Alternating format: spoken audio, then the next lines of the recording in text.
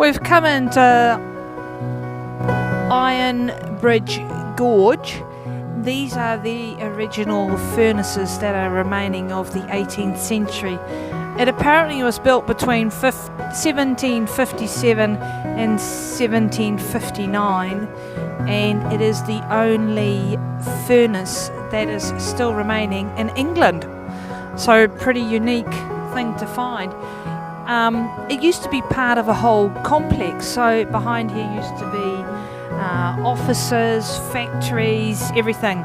But this is actually the kilns that are left over. They obviously used to melt the iron ore and then use the steel for just up the road.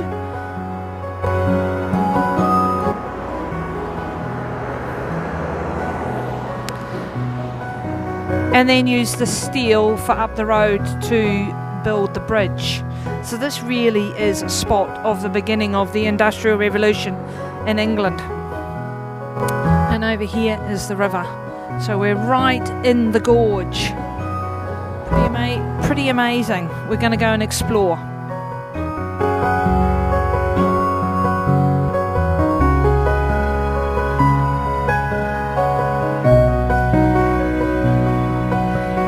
Crikey, there she is in front of our eyes.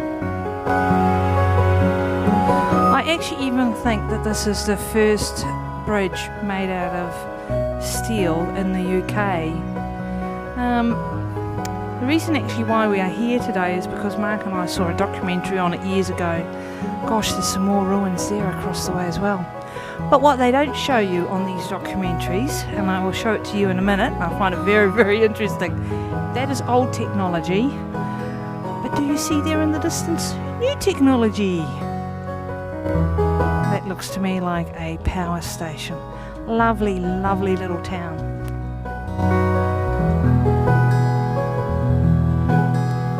Local church up the hill. It's just beautiful actually.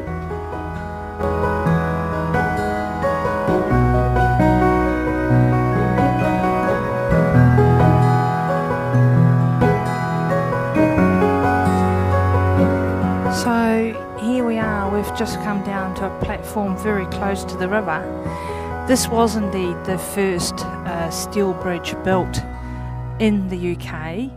It took 2 years to build. They started building it in 1779 and it was opened in 1781. It's pretty magical really to see it. I love also things like this when we travel.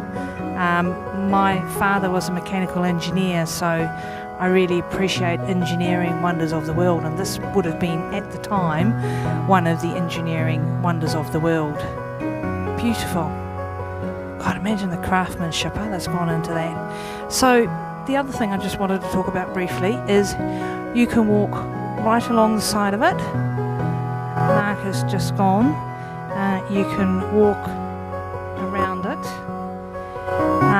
And it doesn't cost you a penny. So what I couldn't figure out is that kept on telling me they had to pay an entrance fee of £18.50, and that almost stopped us coming here today. But in actual fact, what this shows you is that you don't actually need to pay a cent for some of these major, activities that you go to. It's not always correct what you read on TripAdvisor or what you read on the internet. Sometimes I think you've just got to follow your own gut instinct and say, hang on, but that a bridge is a public way, so people should be able to enter there for free. And spot on, my gut was right. Cheers.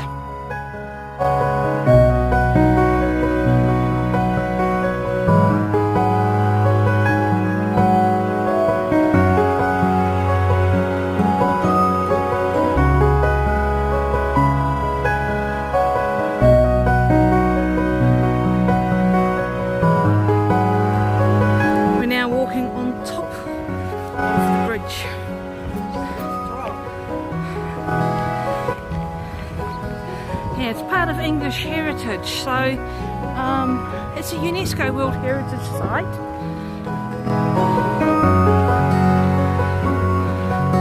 there's the museum, so that's where you can't get any further. Look, and here's the date of it. Oh, it's just beautiful.